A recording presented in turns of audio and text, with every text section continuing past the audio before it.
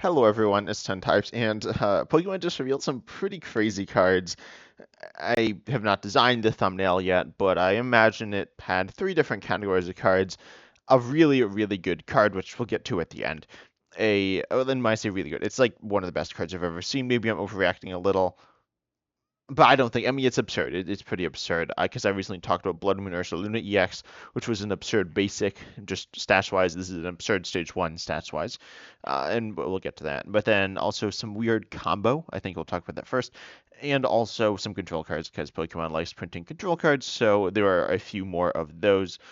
I guess there's like a few cards that aren't definitively within those three categories, but they kind of are. Also, there's a free Raging Bolt EX using this code on screen, Burst Roar UIC24.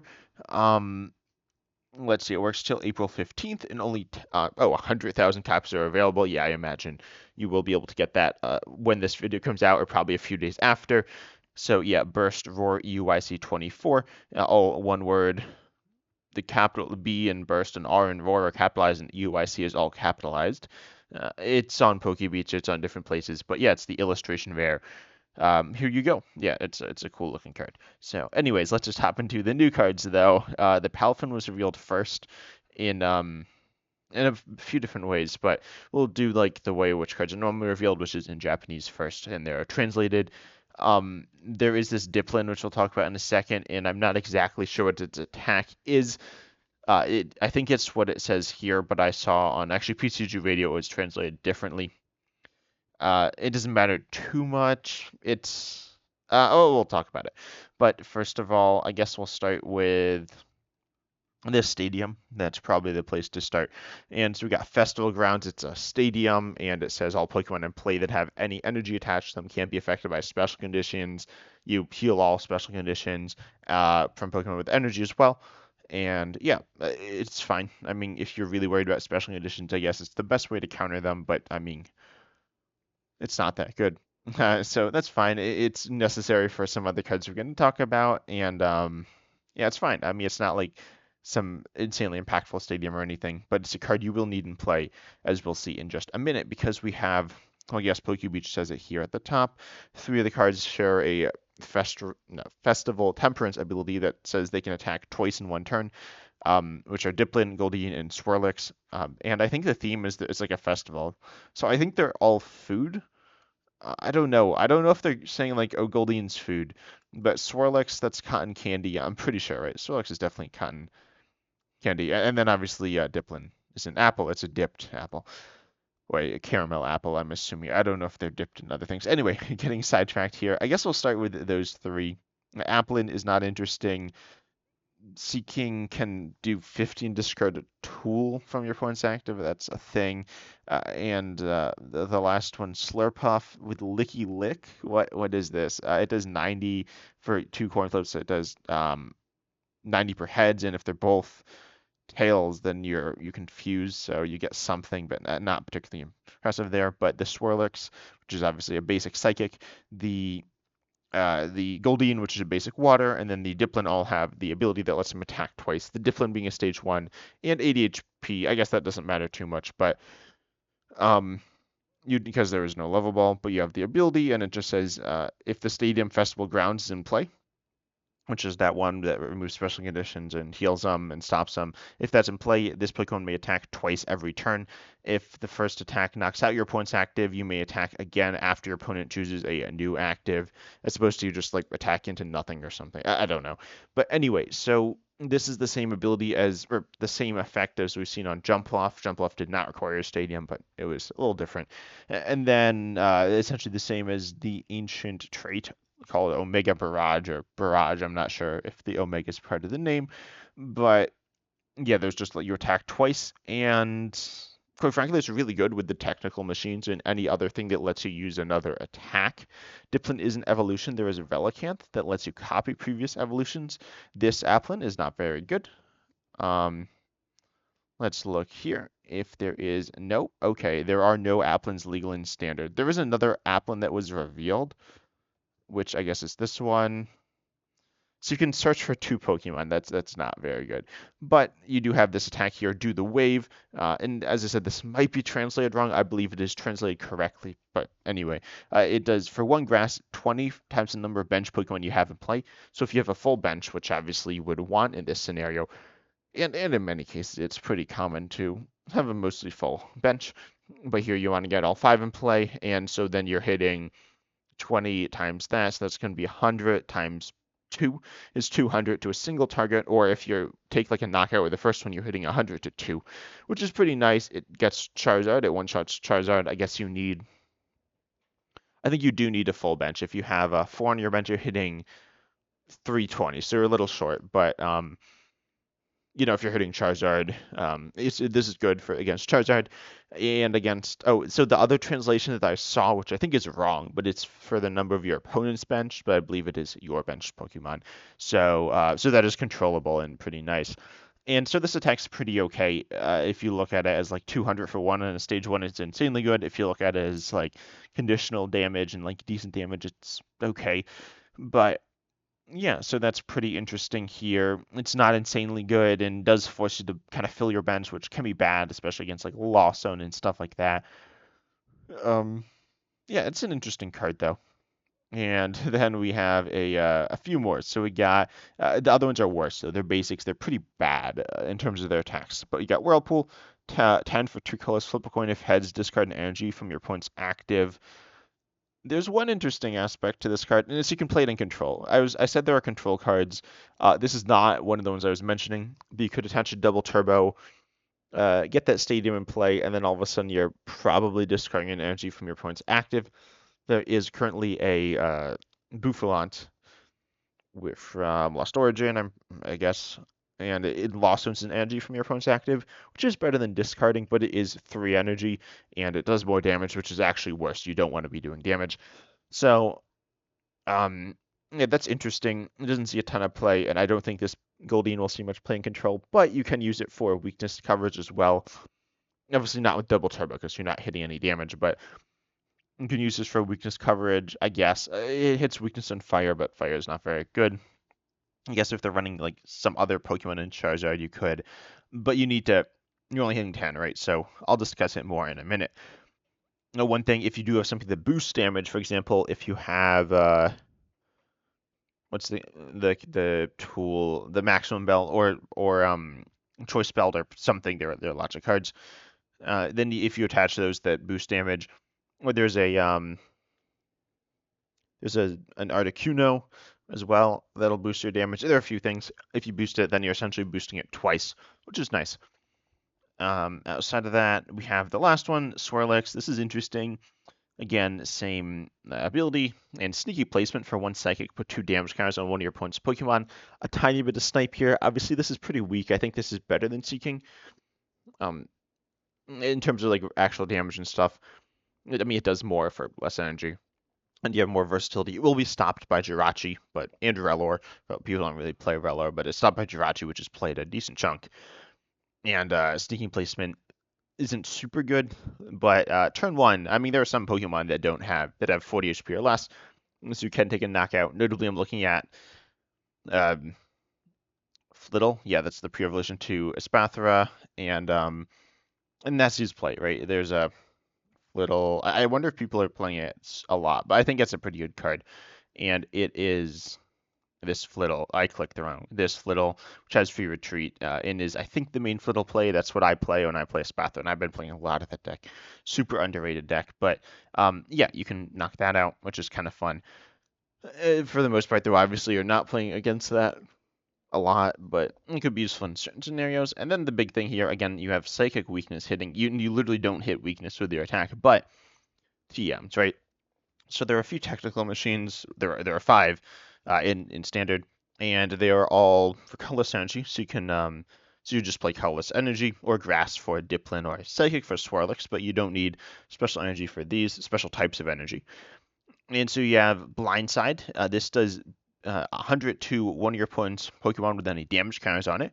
This could be useful with specifically Swirlix because you do sneaking placement to drop the 2 damage counters on, and then you go ahead and you say, I'm going to go and use TM Blindside. So you essentially you snipe 120, right? If you do have like say 3 psychics, so you could put this in a spot for Zadu or just some Zadu box style deck, and go ahead and start sniping your opponent's Pokemon for 120. You need the stadium at 18. Excuse me. Take some setup. There is actually a Cramorant, which I think is coming in the same set, which just does 120 snipe. You discard the energy, but it's for 3 colorless. Again, different and different typing, but I think it doesn't matter too much.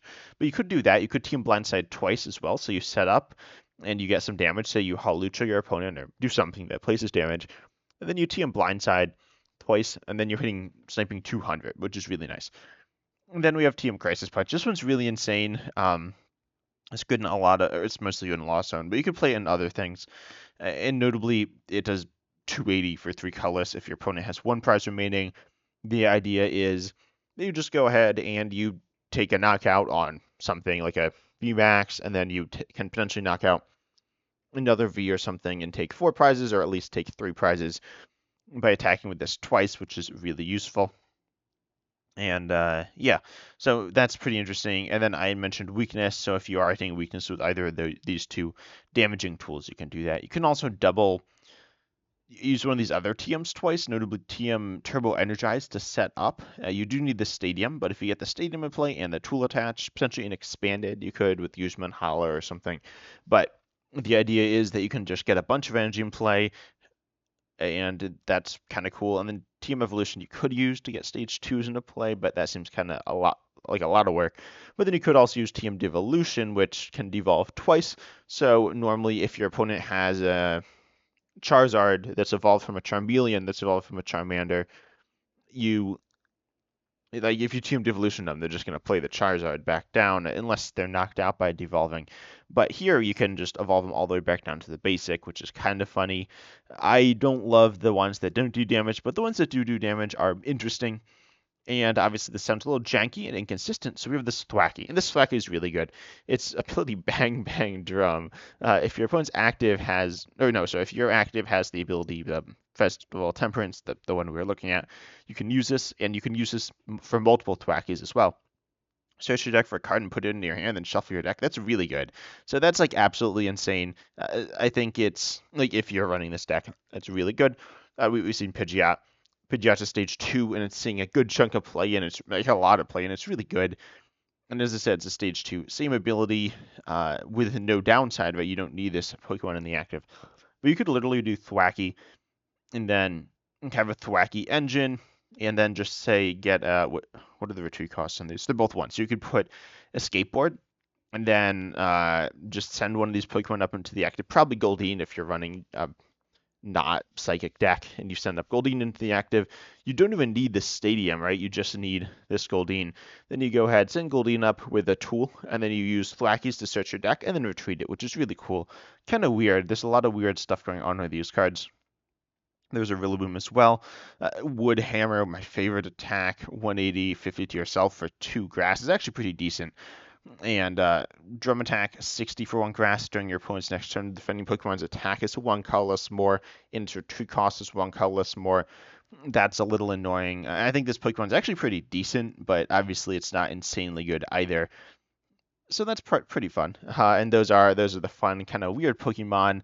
I think there's some potential. They're kind of weird. If we get more TMs in the future, specifically a TM that actually you can attack with and do damage with that isn't super dependent on other things, because TM Crisis Punch you can only use during 1 turn, presumably. And TM Blindside, you need bench damage. And if you take the knockout, then you can't attack again. And we could also potentially get more Pokemon with this ability in the future, which would be interesting. So far, double attacking is throughout the history of the Pokemon TCG 1 and Spend in format has been okay, but not amazing. It's been better, much better in Expanded, where there are more tools to take advantage, but I think it's something you want to keep an eye out for because it's pretty cool. And then next up we have the control cards, or I guess I'll talk about Dragapult and Dracloak. Dracloak, first of all, into GLC fans, this card's really good for GLC, but it's also good for Standard, and it's good for control, debatably. Telling Spirit, once during a turn, you can look at the top 2 cards of your deck, put 1 into your hand and the other on the bottom of your deck. I mean, that's really nice. We've seen this exact ability on Pidgeotto from, I think it was Team Up. It was pretty good. It was in themed. It was absurdly good in themed, but in standard it was it was okay. It was a weird era of Pokemon, but it was good in control, and that was about it. This Dracelo could be the same thing. The big issue is this is very comparable to Curlia or Liepard, I think, is in format. I don't remember exactly what has discard one, draw two, but the main one's Curlia. And so there's actually a lot of stuff to dive into between the two. I think I read like an entire article, or maybe it was a video I saw on it. Pretty much the difference between Cinccino, which is like Curlia, and Pidgeotto, which is like Dracloak. But the big thing is that Dracloak they both let you see the same number of cards and also increase your hand by the same number of cards, which would be plus one. Because here you're drawing one, and with Curler you're drawing two, but you're discarding one. The big difference, obviously, is Dracloak. You don't lose resources from your deck, but and from your hand and stuff. Curly, you do, and that can be good and can be bad if you get like hand disrupted, and there's some stuff. There's some more nuance. Yeah, it is a little different. The big difference as well is that Curly evolves into a Gallade, which is absolutely insane and controlling other stuff. So that's something to keep in mind.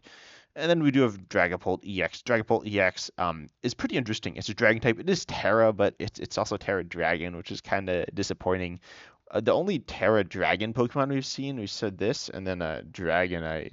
Wait, Dragonite's Terra, right?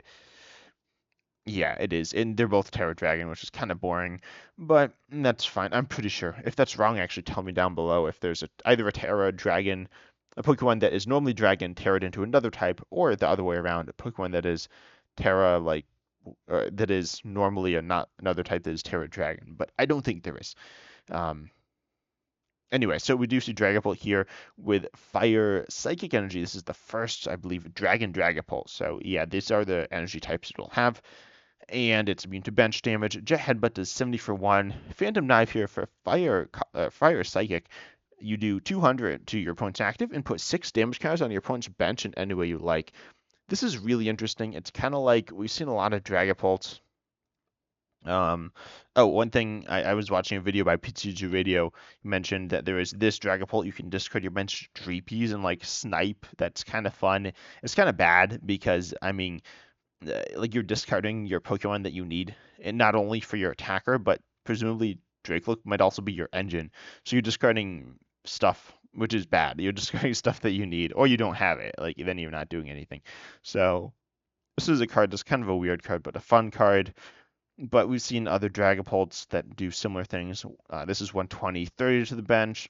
This is 130 and 50 to the bench in damage counters. This is 200 and 60 to the bench. This is actually the most, and it has high HP for 2 Prizer. Also, no weakness as a dragon type. This card's really interesting, and notably, you can attack with 1 energy attachment with Neo Upper Energy, and I think that's really good. 60 damage to the bench. You know, a lot of Pokemon have 70.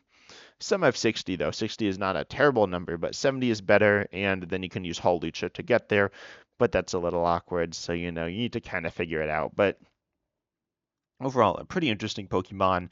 I don't think it's like broken. I don't think it's bad. I think it's not great. The issue is energy as well. You can use Zadu to get energy. You can use Mela to get energy, and of course Neo Upper Energy, which you probably play because the deck has a built-in draw engine. I guess it evolves from the same thing, but in some scenarios that could be problematic because you can't get more than 4 in combination of Dracloaks and Dragapults in play at a time. But I think Dragon Ball's pretty fun, and I think it'll see some play. I don't think it's bad. I think it's good with the engine, and I think Dracloak. You could put Dracloak in a control deck, just like how Radiant Charizard's in control decks or whatever, and then you evolve to Dragapult with Neo Upper Energy, and you could use that. I don't think Neo Upper Energy will be the ace spec of choice though, because, well, let's talk about this other new card, Legacy Energy, which kind of breaks the game, not because it's too good, but because it has this a weird ruling that just makes me feel uneasy.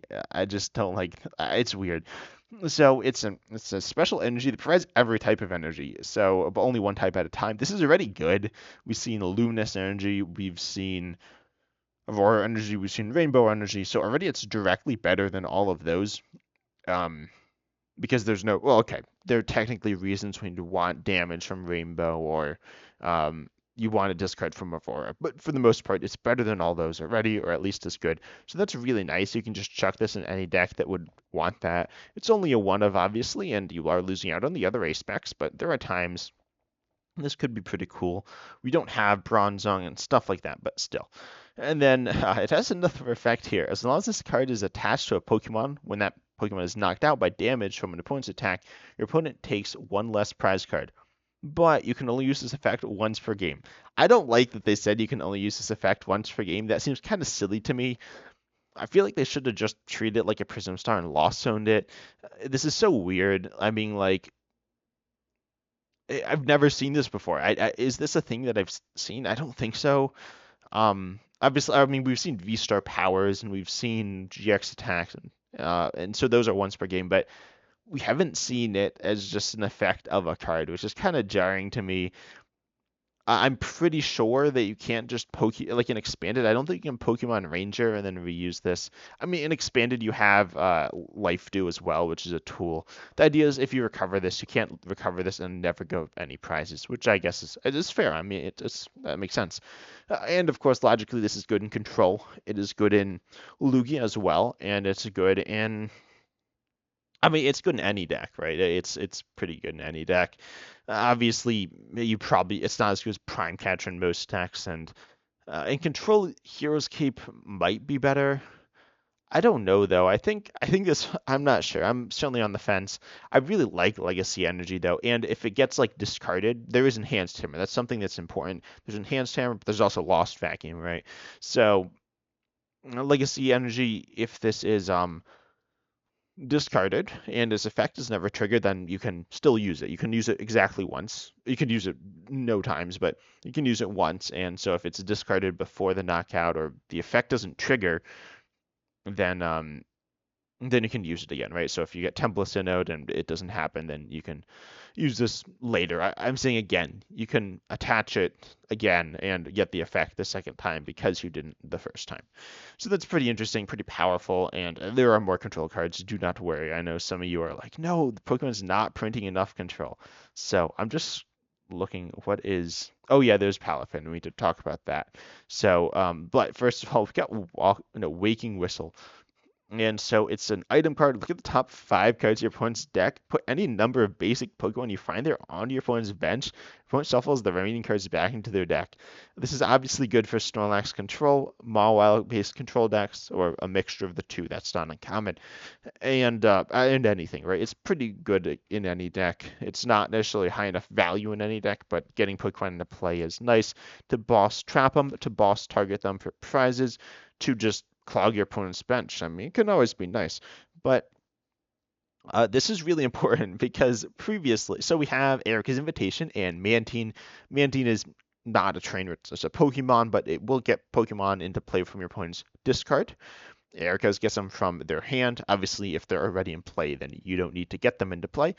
But if they were in their opponent's neck, then they were safe. But now they're not with Waking Whistle. Yeah, this is really good. And I think you can choose if you find like one or if you find some, you can choose to not take any, I'm pretty sure. So that's nice. But I mean, this is pretty insane for control.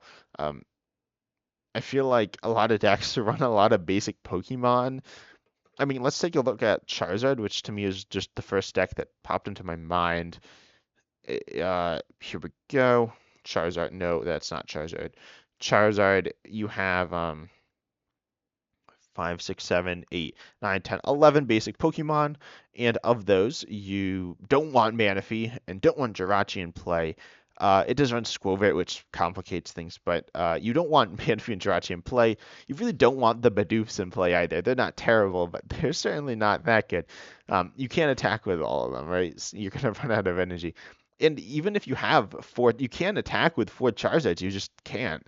So, or if like three Charizards and a Charmeleon, you just can't attack with them. So, um, yeah, I mean, you just get Pokemon into play, and it's really good. I think this card is very good.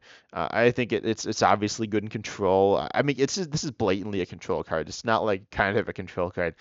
Like I think I made a video on some other cards previously, I talked about Hassel. I was like, oh, that's kind of a control card, and Chandelure, that's kind of a control card. No, this is just a control card. So yeah, that's pretty insane. Waking Whistle is it's very good. And now we need to talk about the card that's even better, which is the Palafin EX. First of all, you have a new Finizen, is not very good. There is a there's a another Finizen that's better, I think. There's one that evolves. And this is Palafin with its ability is 0 to hero. And so this is actually, to give you some context, this is why. So in the video game, there's Palafin, Zero form, and Hero form. This is Zero form, this is Hero form. And when it like switches out of the active and back in, then it becomes like really strong. So that's kind of the context. And so this is exactly what we see here. Palafin's attack's actually incorrectly translated. Wow, it's two water, or it's water colorless for 30. But anyways, 0 to hero. Once during a turn, if when this Pokemon is in the active, moves from the active to your bench, you may search your deck for Palafin EX and switch it with this Pokemon, and then all like stuff on him stays there. So that's cool. So that's the only way you can get this into play though. It has an ability, Hero's Spirit, put this Pokemon into play only with the effect of Palafin's 0 to hero ability. So I'm pretty sure you can't cheat this out with like Vaporeon VMAX or Archegis in the Hole or um some other card like that. Dream Ball, and none of those are in standard, but like Zoroark, you just can't do that, so that's fine. The only way you can get into play is with Palafin. So this single prize Palafin, and if your ability locked, that's unfortunate. If your hand is ability locked, though, you can play this, which is kind of funny. That is a thing that can happen, but I don't think it happens in standard. I don't know all the cards, but yeah. Anyway, so you can do this, and then you switch it out, and presumably you switch into a Pokemon with free retreat. A lot of people are saying Iron Valiant EX with with Future Booster Energy Capsule, so you get some extra damage and a pivot. You could just do like any pivot, like Mew EX, Cleffa. There's an Elekid, which is pretty interesting. There's a bunch, like any of the babies, a bunch of Pokemon that have free retreat. You switch into one of them. You can't switch card because it's an evolution, but you just play a switch. Or you could play Professor Terra scenario is interesting with this deck because well, we'll talk about it. But Palafin EX here has its ability is it can only be put into play with that single prize Palafin. But then it's a water type, stage 1, and its attack here is Giga Impact. It's 250 for 1 water. It can't attack next turn, but I mean, like, that's not that big of a deal. And then give 340 HP. 340 HP is a lot. Like it's the highest we've seen outside of some really really weird things that aren't like standard playable. And there are ways to like Wigglytuff kind of has more HP, but that's not really the point. The point is this is absurdly high HP for a stage 1 EX. The other highest we've seen has been I'm actually gonna look. I think it's Copper Raja. Was that 300? I don't think it was 300. Maybe it was stage 1. But where are the EXs? There we go. Stage 1 EX, and we'll look for these. I think it's Caparaja, and that might have had 300.